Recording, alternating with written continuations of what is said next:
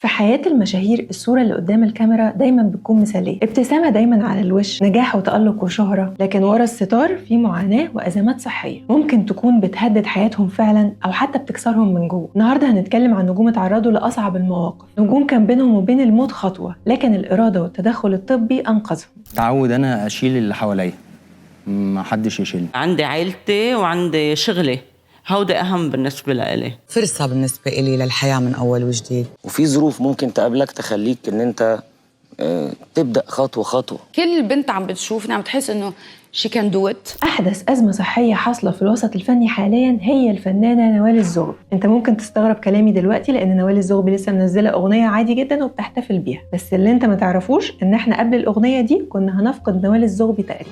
أجيب المسيسة أجيب الدلع أو بكلمة حلوة تشوف البداية.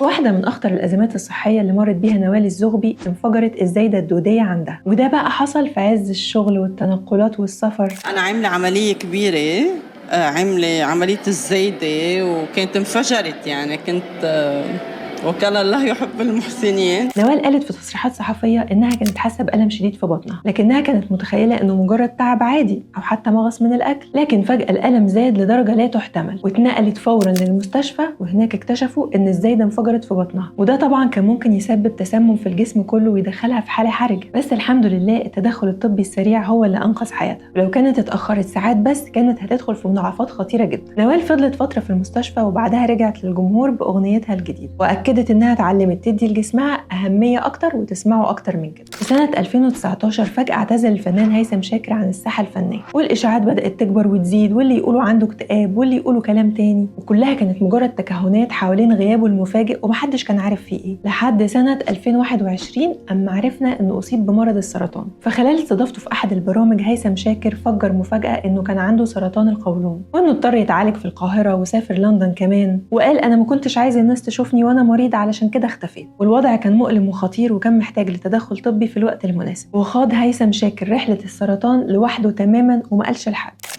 أنا تعبت واكتشفت إن أنا عندي سرطان في القولون. خلاص حسيت إن حياتي انتهت وخلاص، يعني استسلمت وخلاص، يعني مستني الموت في أي وقت يعني. وخاض رحلة علاج وعمليات حساسة رجعته إنه يرجع سليم الحمد لله، وبدأ بعدها بفترة إنه ينظم حفلات ويعمل ألبومات تاني للجمهور، ورجع هيثم شاكر يكمل نشاطه الفني بنفس الشغف. وأكيد لو بنتكلم عن أزمات النجوم الصحية ما ينفعش ننسى أزمة الفنان أحمد حلمي. أحمد حلمي مر بأزمة صحية صعبة جدا، وده كان تحديدا في سنة 2014 وأثناء ما كان أحمد بيصور برنامج Arabs Got Talent. حلمي اكتشف بالصدفة إنه عنده ورم، وفي الأول كان بيحاول يتكتم على الخبر، لكنه اضطر بعد كده إنه يعلنه لأنه سافر أمريكا للعلاج والخبر انتشر. العملية كانت معقدة وكان فيها خطورة كبيرة على حياته، واللي أثر في الجمهور أكتر إن أحمد حلمي بعد العملية دي رجع يتعامل مع الجمهور وعلى السوشيال ميديا ولا كأن في حاجة حصلت، بضحكته وخفة دمه المعتادة، رغم انه كان لسه راجع من معركة كبيرة جدا مع المرض، لكنه فضل انه يكون شخص ايجابي مع الجمهور، واثبت للناس كلها ان الابتسامة احيانا بتكون سلاح قوي في وجه الوجع.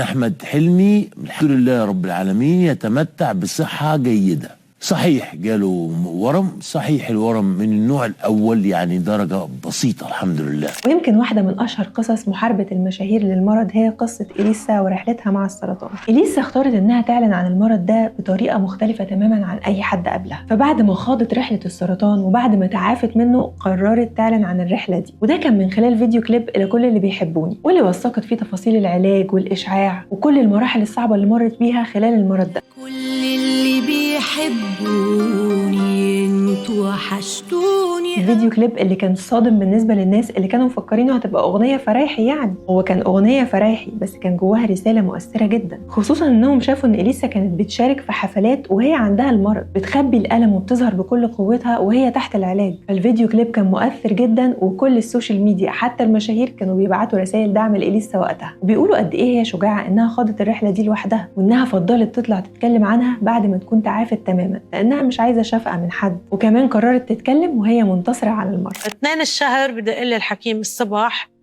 وبقول لي إليسا طلع عندك كانسر. صدمنا، شي 6 ساعات أنا مش قادرة أوقف. وقالت كمان إنها اختارت إنها تشارك تجربتها علشان تشجع الستات على الفحص المبكر، وإن السرطان مش نهاية لكنه بداية لحياة أفضل. الدعم النفسي هو بارت كبير من العلاج. أكيد أنا سعيدة إنه موجود اليوم، كون موجودة دايماً لأعمل توعية أو ساعد بنشر التوعية. كنت تعرف قبل كده إن تامر حسني كان ممكن ما يعرفش يغني تاني في حياته؟ في واحدة من أكتر الأزمات الصحية اللي هزت جمهور تامر حسني. تامر حسني في فترة من فترات حياته فقد صوته تماماً بسبب التهاب شديد في الأحبال الصوتية، وده حصل لتامر بعد حفلة ضخمة أحياها، واضطر يسافر بعدها لأمريكا علشان يخضع لعلاج خاص، لأن زي ما قلت لكم الموضوع كان مرعب، كان ممكن يوصل إنه ما يغنيش تاني. والحمد لله العلاج جاب نتيجة، لكن تامر نفسه قال إنها كانت واحدة من أصعب لحظات حياته، لأنه حس إنه ممكن يخسر أهم حاجة بيحبها وهو صوته. فيكي جمال الدنيا دي، قوليلي بس ازاي اموت انا في الضحكة دي، بحبك يا وأكيد كلنا عارفين قصة الفنانة شريهان مع السرطان وكسر العمود الفقري. ففي التسعينات اتعرضت شريهان لحادث كبير جدا، في اللي يقولوا إنها اترمت من فوق السطوح، وفي اللي يقولوا إنها حادثة عربية، والله أعلم كان إيه الصح. المهم إنها خضعت لعمليات كبيرة جدا في العمود الفقري، وفي ناس كتير من الأطباء كانوا شايفين إنها مش هتمشي تاني أصلا. عمليات صعبة واستغرقت ساعات طويلة ورحلة طويلة جدا من العلاج الطبيعي. المفاجأة إن شريهان بعد كل العمليات دي وبعد كل التعب اللي حصل لها في عمودها الفقري ده قدرت تتعافى عادي جدا، وعملت معجزة في الفن، لأنها بعد العملية دي رجعت وعملت استعراضات في أحد مسرحياتها. يعني رجعت شريهان اللي نعرفها تماما. بس للأسف تأتي الرياح بما لا تشتهي السفن. اكتشفت شريهان إنها مصابة بنوع نادر من السرطان، سنين بقى من العلاج في الداخل والخارج، عزلة شبه تامة، لكن في الآخر رجعت شريهان وهي منتصرة على المرض، ظهرت كأنها ملاك طالع من رماد المعاناة. وفي بداية 2025 اختفى شوية عمرو مصطفى عن الساحة الفنية، وبدأت الإشاعات تنتشر وكلام كتير بيتقال إنه عنده سرطان، لكن الحقيقة اتكشفت لما الناس كلها اتصدمت بخبر إنه فعلا عنده سرطان وتم تأكيد المعلومة. ورغم كتم الخبر في البداية إلا إن كان في موجة من التعاطف سواء من المشاهير أو الجمهور بعد إعلانه. أصدقاء كتير ليه في الوسط الفني ظهروا لدعمه، على رأسهم عمرو دياب، تامر حسين، محمد حماقي، كل اللي كانوا مختلفين معاه حتى ركنوا كل ده على جنب وأظهروا له رسائل الدعم، وكلهم أكدوا إن الوضع كان مستقر وإن معنوياته عالية. وفي لقاء إعلامي مع لميس الحديدي قال عمرو مصطفى: أنا ما كنتش عايزة أشيل حد همي، أنا كويس وزي الفل وكل حاجة بتعدي. تامر حسني على فكرة كان معايا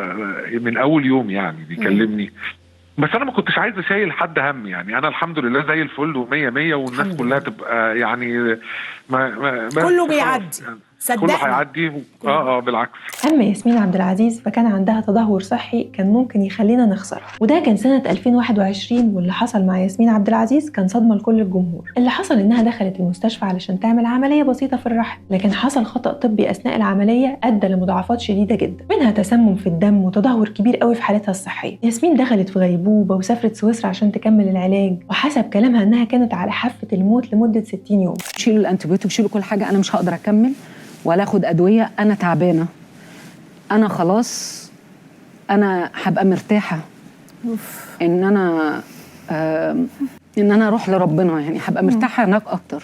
ولا ظهرت على السوشيال ميديا ولا في الاعلام ولا حد كان بيطمنا، وسابت الجمهور في حاله رعب وقلق عليها. ورجعت بعد شهور في لقاء مؤثر مع منى الشاذلي وقالت انها كانت دخلت العمليات اكتر من 5 مرات، وانها شافت الموت بعينيها، وانها قبل كل عمليه كانت بتودع الناس كانها هتموت خلاص. انا في الشهرين عملت 4 عمليات. بس رجوعها بعد الغياب ده كله وبعد التعب الكبير كان فقره انتصار على المرض ورساله قويه عن اهميه الصبر والايمان بالله. وفي سنه 2019 اتعرضت هيفاء وهبي لازمه صحيه مفاجاه وخطيره، فيروس نادر كان هيدمر الكبد بتاعها. هيفاء غابت شويه عن الساحه الفنيه وكتبت على تويتر انها مريضه وبتتعالج. وقتها الناس كلها قلقت عليها والدنيا اتقلبت، انتشر خبر من الدكاتره ان الفيروس ده لو ما اتعالجش بسرعه هيسبب فشل كبدي. وهيفاء وقتها كانت محتاجه راحه تامه وعلاج مكثف، وبسبب قوه ارادتها قدرت انها تتغلب على المرض ده. وانت هيلثي، وانت انسان صحي في شخصك، في صحتك، في كلامك، في علاقاتك، أكيد مش هتقبل إنه حد يتأذي، ولا برضه مش هتقبل حد يأذيك. أما أزمة أصالة فهي مش أزمة صحية على قد ما هي أزمة نفسية، وده تحديدا كان بعد طلاقها من طارق العريان. أصالة دخلت في حالة اكتئاب حاد جدا أثر على صحتها النفسية والجسدية، ومش بس كده بعدها جالها كورونا.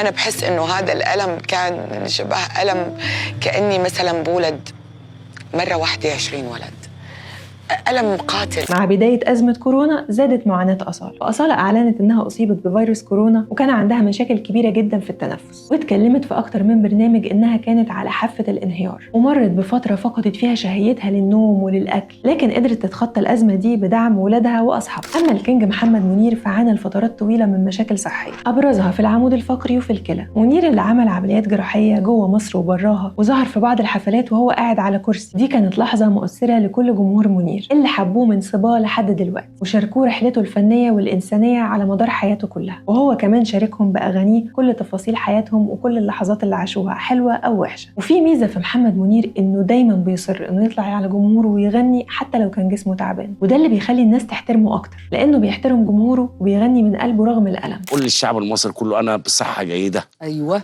والحمد لله بقى أنا كنت بخير وكل خير وكل شفاء وسعادة، وبتمنى لكل المرضى الشفاء العاجل يا رب. وفي مهرجان جراج سنة 2021 في الأردن، وفي مشهد صعب واتنقل لايف على التلفزيون، شفنا سقوط الفنانة ماجدة الرومي على المسرح. في ناس قالوا دي مجرد دوخة، لكن بعد كده اكتشفنا إنها كانت بتعاني من انخفاض حاد جدا في الضغط، وإن الانخفاض ده كان ممكن يوصل لغيبوبة لو ما اتلحقش. وتم إسعافها فورا، ورجعت بعدها طمنت الجمهور وقالت لهم إنها محتاجة تهتم بصحتها أكتر الفترة الجاية. وفي يوم عادي جدا وأثناء التحضيرات لإحدى حفلاته اللي الناس دايما بتستناها، انهار الفنان الكويتي عبد الله الرويش. لا ومش أي انهيار، ده تقريبا كان شبه سكتة دماغية خلت الكل يقف، حرفيا الزمن وقف عند كل اللي بيحبوه، واتنقل فورا لمستشفى بالكويت وكانت حالته حرجة جدا. الأطباء تدخلوا بسرعة لإنقاذ حياته وقدروا يثبتوا حالته، لكن للأسف الخطر ما كانش زال، كان لازم يسافر لأنه محتاج لرحلة علاج دقيقة جدا، والقرار اتاخد إنه لازم يسافر ألمانيا. وفعلا سافر، وخرج بعدها ابنه خالد الرويشد وقال في تصريحات والدي في حالة مستقرة الحمد لله، لكن الأطباء منعين عنه الزيارات علشان ما يتعبش نفسيا وجسديا. الموضوع ما كانش سهل، والغياب طال شوية، والفانز في كل الوطن العربي كانوا بيسألوا عليه تقريبا كل يوم، وقلوبهم كانت متعلقة بأي خبر يطمنهم عليه، والإجابة ظهرت في مشهد مؤثر جدا. ففي بداية 2025 وتحديدا في حفل جوي أوردز في السعودية، ظهر عبد الله الرويشد لأول مرة بعد الأزمة، بس ظهر وهو على كرسي متحرك، ومع ذلك التصفيق ما وقفش. كل الحاضرين وقفوا احتراما لفنان كبير تحدى المرض، وقرر يظهر للعالم كله ويطمن جمهوره عليه وهو بيقول أنا بخير ولسه موجود. صوته ما كانش بيغني، لكنه كان بيتكلم بصوت الإرادة. رجع وهو بيقول الفن جزء مني، واللي بيني وبين جمهوري ما يتكسرش.